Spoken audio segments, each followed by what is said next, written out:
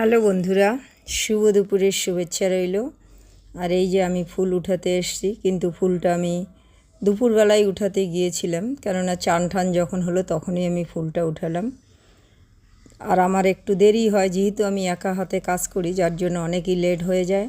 তো সুন্দর ফুল ফুটেছে আর গাছটা একটু ঝামড়ে গেছে। তো কালকে আমি ছাদে, তোমরা দেখেছো অনেকেই, পুরো দিন পুরো রোদের মধ্যে ছাদটা পরিষ্কার করছিলাম। এই যে এই জায়গাটা পুরো মাটি ভরা ছিল, এখনও পুরোটা সেরে উঠতে পারিনি। এখন মানে দেরি হয়ে গেছে, যার জন্য আমি সব মাটি বস্তায় ভরে রেখে দিয়েছি। পরে ফ্রি টাইম ধীরে ধীরে করব।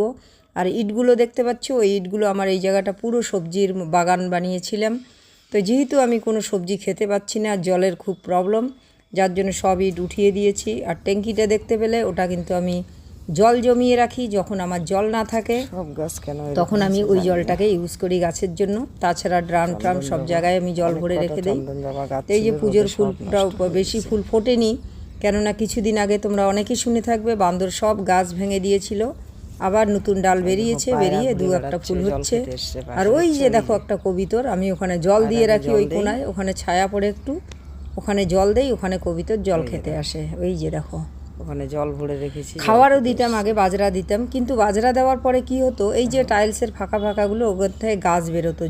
আগে যদিও আমি রোজ ঝাড়ু পোছা করি না, সরি ঝাড়ু করি, কিন্তু তারপরেও কোথায় কোথায় এড়িয়ে যায় বিষ, ওগুলোর থেকে গাছ বেরোয় আর ছাদেরও ক্ষতি হতে পারে।